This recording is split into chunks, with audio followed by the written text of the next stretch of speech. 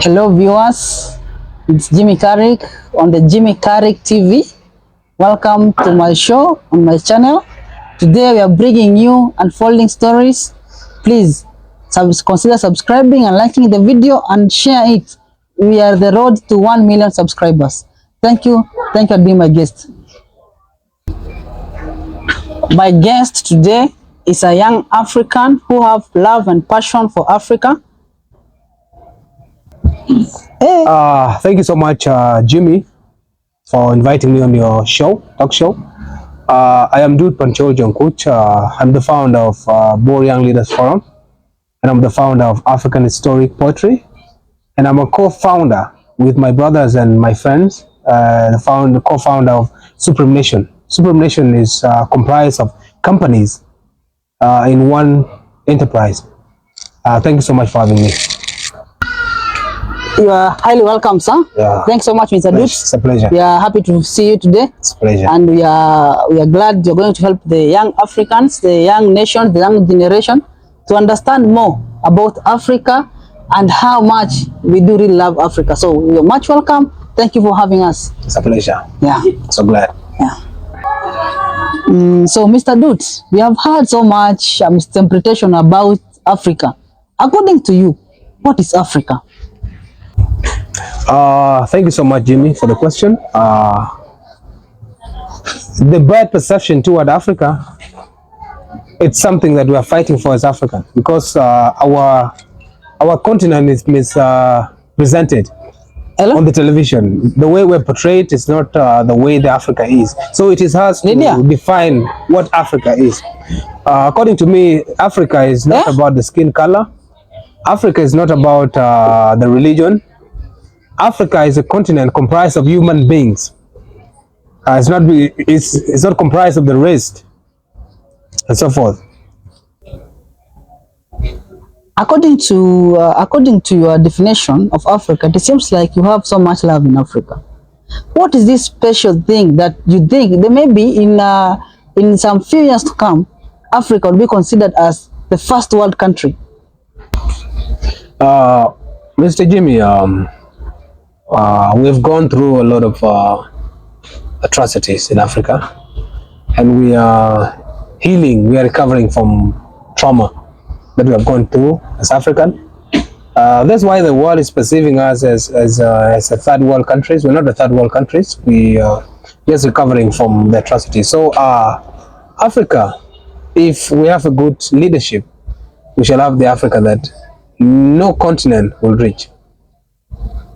So based on the reality, in the actual sense, we the Africans are the richest people on planet Earth. So for us to be seen as third world countries is because of mismanagement of the resources we have.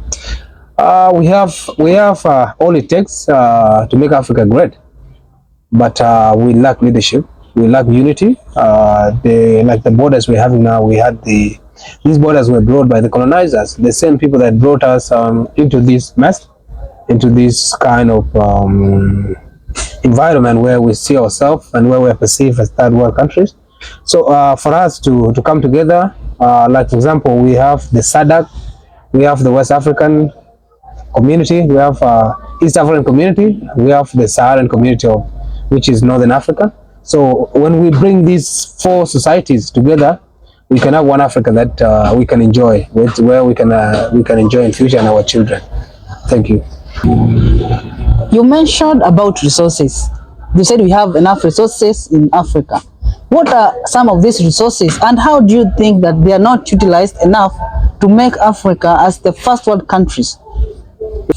Jimmy, we have diamond in Africa, we have gold, we have petroleum, we have a lot of minerals in Africa that are worth trillion of dollars. So yeah, we have them.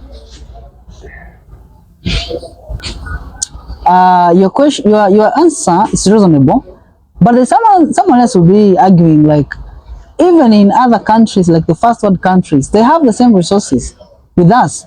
So what is that like? Because we as a nation, for example, Kenya, as I take a major of Kenya, they are digging petroleum products in some parts of the Sahara like Turkana. They have been digging petroleum products, they have been doing import, exports, but still, we have not reached that category where we can be classified as the first world countries. Yet, we have the capacity. So, according to you, what do you think we are lacking majorly as an African nation, or as an East African nation, or particularly as a country? Thank you so much again, Jimmy. You know, as we talk about things that are affecting Africa, when we talk of what we are lacking in Africa in order for us to become a first world country or first world continent, we lack leadership and unity. These are two things. When you don't have them, you cannot have a continent which is progressive. We are divided by the religions. Two things. We are divided by tribes. We are divided by the boundaries, artificial boundaries that the colonizers put. So if we forget about the artificial boundaries, and we think of us being African, regardless of religion, regardless of tribe, regardless of the countries, and we try to fix that problem by trying to make trade. We should have intercontinental trade, whereby the West Africa, East Africa, North Africa, and Southern Africa should have the intercontinental trade. We trade among ourselves without putting taxes, okay, without putting visas at the borders, and this is where we can overcome this and we can achieve the first world country title.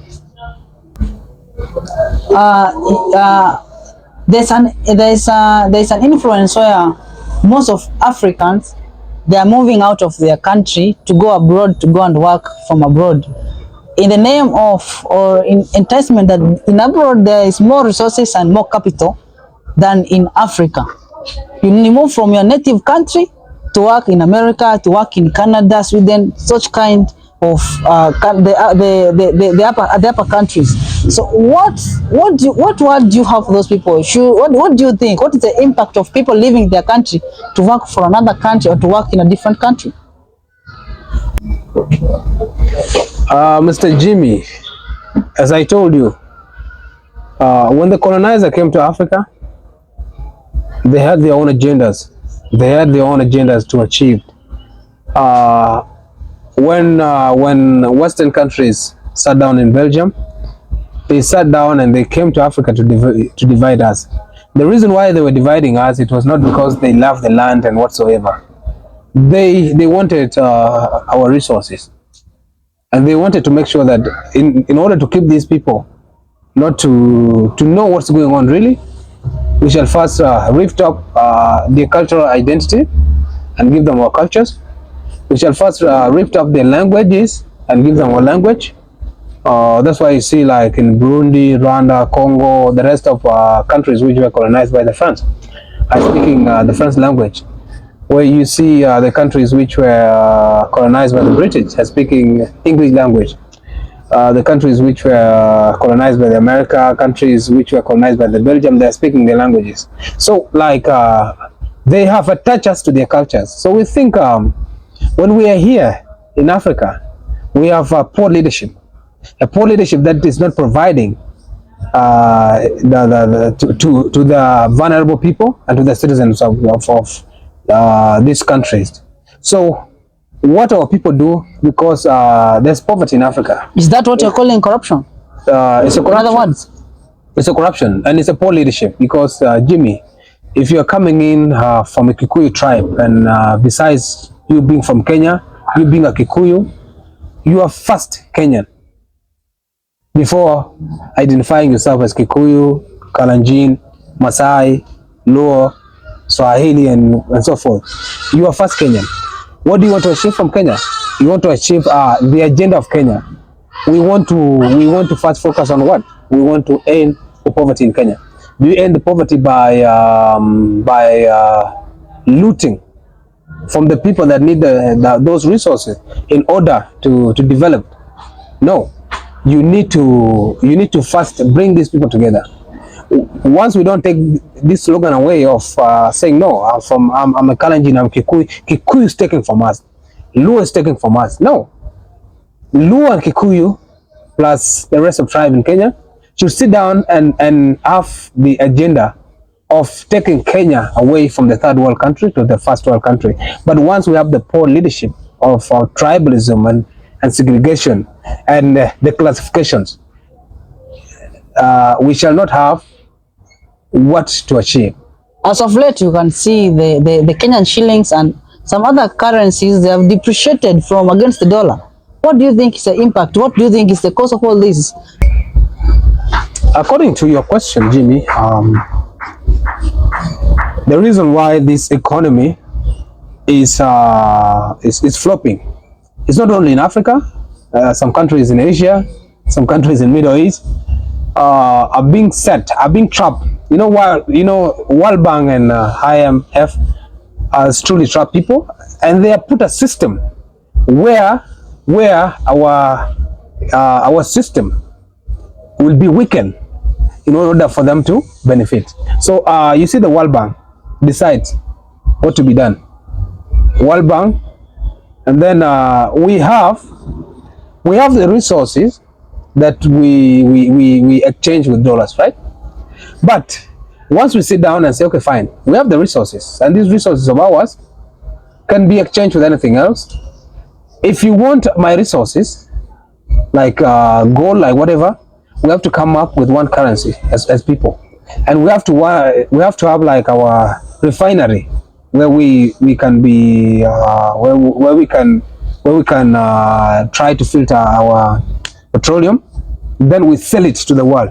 There's some other raw materials that we have in the petroleum that we get from petroleum, the tar that we use for the tarmac road. We have uranium inside, we have aluminum inside. Those things come out from the petroleum, but we don't really look into this thing.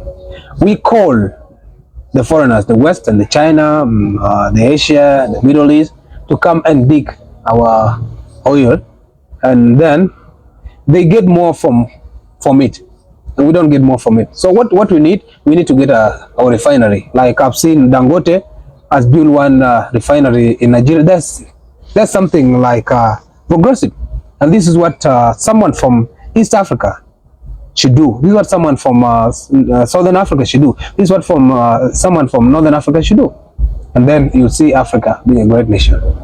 Do you think, majorly, you know, when we talk about the success of Africa, it is something that is supposed to be among us. It's an individual. It's not an individual subject.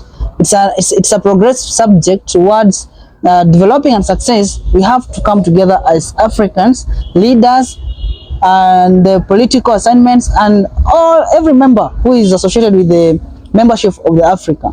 So according to you, do you think there's a political alignment between leaders and those who can amend the law to bring the African unity together? Of course, we do not have a unity as African people, but we can have a unity as African people if we know our problems. Yeah. We should understand our problems.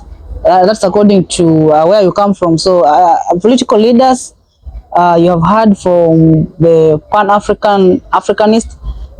He's a young man who loves Africa. He knows much about Africa. He's educative. He has told us that we need to solve our problems. We need to understand where we go wrong, and so that we can solve our issues and be like the first world countries, because there's nothing which they have which we don't have. By the way, Mr. Dut, to ask you, what do you love about Africa? Despite us being like we are so much behind or something, or being looked upon like we are behind, what is this good thing you love about Africa nation? Africa is a great continent. That's why Africa is a potential continent. And what I love so much about Africa, we have the resources and we are so diverse. That's why, like you see, we have cultures that others are lacking. And others are focusing on destroying them because they don't have them. You can be jealous of what you don't have. And West is so much jealous of what they don't have. So they are trying to make sure that our cultures look bad and their cultures look good. Like you have heard about LGBTQ. That's not our culture. LGBTQ is not our culture, and but they are trying to destroy our culture with it. You see this?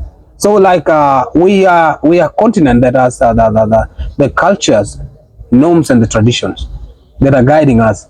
You can see you cannot have a class, but in the society you can be considered as a human being. But in the first world countries, the capitalist nations like West, they have classes. They classify themselves as we are a group of rich, they are a group of middle class, those are a group of poor. So from there, we don't have such a thing in Africa.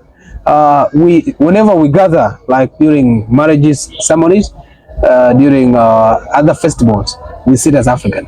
So this is the uniqueness about Africa now. Our culture does not discriminate you based on your class. So what I love about Africa is the diversity. We're so diverse society. I believe that if we could follow your guidelines, perhaps some years to come from now, we could be somehow different. We could be far from different. How do you expect to see Africa in 5 years from now if they follow what your guidelines and your simple method of Pan-Africanist? Are you as a Pan-Africanist? I'm becoming so happy, and I'm becoming so hopeful about the leaders waking up from their dreams, because I've seen William Ruto trying to make our continent a beautiful continent where each and every citizen will fit in. I'm loving Paul Kagame. He has woken up. Ramaphosa of South Africa is waking up. So I'm so happy with the leaders, and they're becoming my idols, because they are talking about what Africa wants, and they are trying to push this agenda so that we cannot be a third world country. We have the resources that we are selling. So, and where's the money going to? Because there's a system which is set, which does not make us rich. So we're trying to break the chain. 5 years from now, we shall be somewhere not closer to where we are now. We are a bit poor. We are a poor continent, but we shall be a bit in a certain class. We shall not achieve all the thing once, but let's give ourselves 5 decades from now. We might not enjoy it, but our great-grandchildren will enjoy it. Like the colonists came to Africa, they set the system for their white their kids, and their kids are enjoying it today. So thank you so much, Mr. Jimmy. Yeah, it was nice to have the dudes, a young African, a young African with a big vision for African. And we guys, I hope you enjoyed the show. We would love to hear your comments, please, and also consider subscribing to our channel at Jimmy Carrick TV. We shall be bringing you more and more updates as they unfold here at our channel at Jimmy Carrick TV. Thank you so much for now. Thank you so much, Brother Dude, for joining the show. Thank you for coming. And millions of Africans, they have heard you, and I hope they are going to follow your guidelines. Thank you so much. I salute. Thank you so much, Mr. Jimmy, for being here to your show.